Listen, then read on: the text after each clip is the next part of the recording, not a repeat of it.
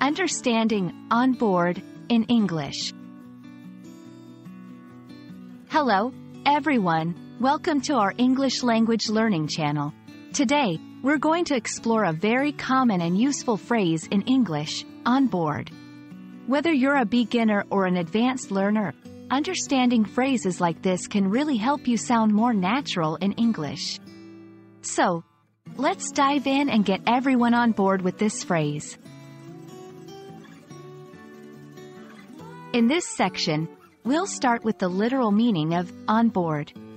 Originally, this phrase comes from nautical language, referring to being physically present or situated inside a ship or boat.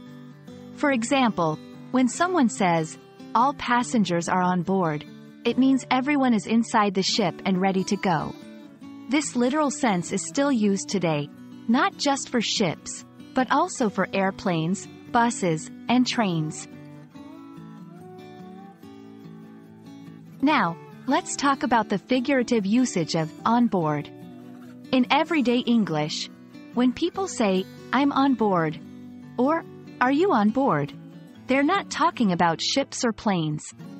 Instead, they're referring to agreeing with a plan or being willing to participate in an activity or idea. For example, if your boss proposes a new project and asks if you're on board, they want to know if you agree with the idea and are willing to contribute. In this part, we'll see some examples of how on board is used in various contexts. Pay attention to how its meaning slightly changes depending on the situation. 1. Business. We need to get all team members on board before implementing the new strategy. 2. Social plans. We're going hiking this weekend. Are you on board? 3. Family decisions. My whole family is on board with the decision to move to a new city. Understanding these examples will help you use on board correctly in different conversations. It's important to know what not to do. A common mistake learners make is using on board in a literal context improperly, such as saying, "I am on board in the bus," which is incorrect. Remember, in literal use, it's typically about boats, ships, airplanes, etc., not buses or cars.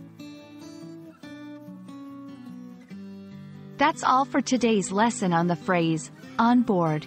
I hope this video has been enlightening and that you're now fully on board with using this phrase in your English conversations. Remember, understanding these little phrases can make a big difference in sounding natural and fluent. Thanks for watching, and see you in our next video.